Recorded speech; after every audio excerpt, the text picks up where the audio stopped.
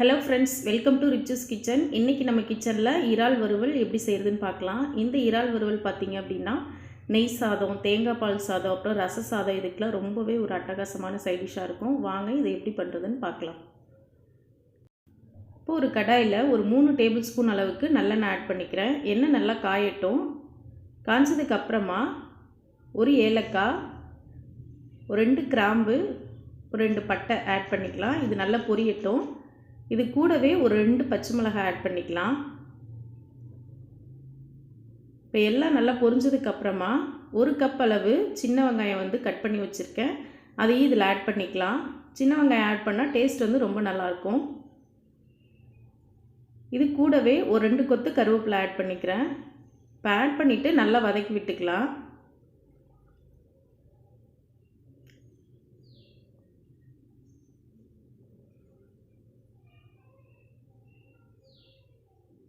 வெங்காயம் நல்லா வதங்கினதுக்கப்புறமா ஒரு 3 தக்காளி கட் பண்ணி வச்சுருக்கேன். இது நாட்டு தக்காளி, ஸோ நல்லா புளிப்பாக இருக்கும். இதையும் ஆட் பண்ணிவிட்டு நம்ம நல்லா வதக்கி விட்டுக்கலாம்.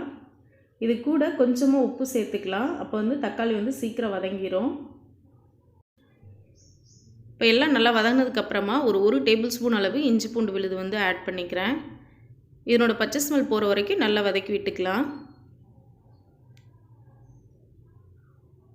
இப்போ எல்லாம் நல்லா வதங்கினதுக்கப்புறமா நான் ஒரு 400 கிராம் இறால் நல்லா மஞ்சத்தூள் உப்பு போட்டு ஒரு 20 மினிட்ஸ் மேரினேட் பண்ணி வச்சுருக்கேன். ஸோ இந்த மாதிரி மேரினேட் பண்ணிவிட்டு நம்ம ஆட் பண்ணுறப்போ அதனோட ஸ்மெல் இல்லாமல் இருக்கும்.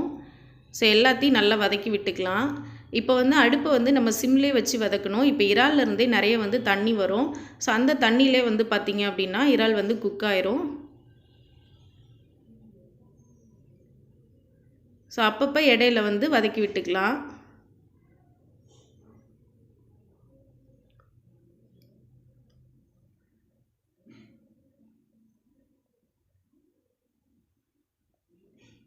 நம்ம இறால் ஆட் பண்ணிவிட்டு அடுப்பை சிம்மில் வச்சுட்டு வதக்கணும்.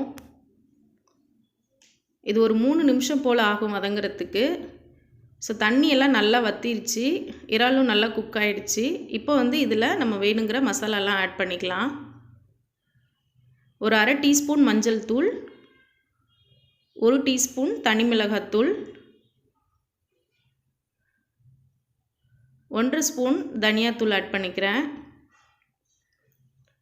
இது கூடவே ஒரு 1/2 ஸ்பூன் அளவுக்கு மிளகு சீரகத்தூள், ஜீரகம் 1 பங்கு, மிளகு 2 பங்கு போட்டு அரைச்சி வச்சுருக்கேன்.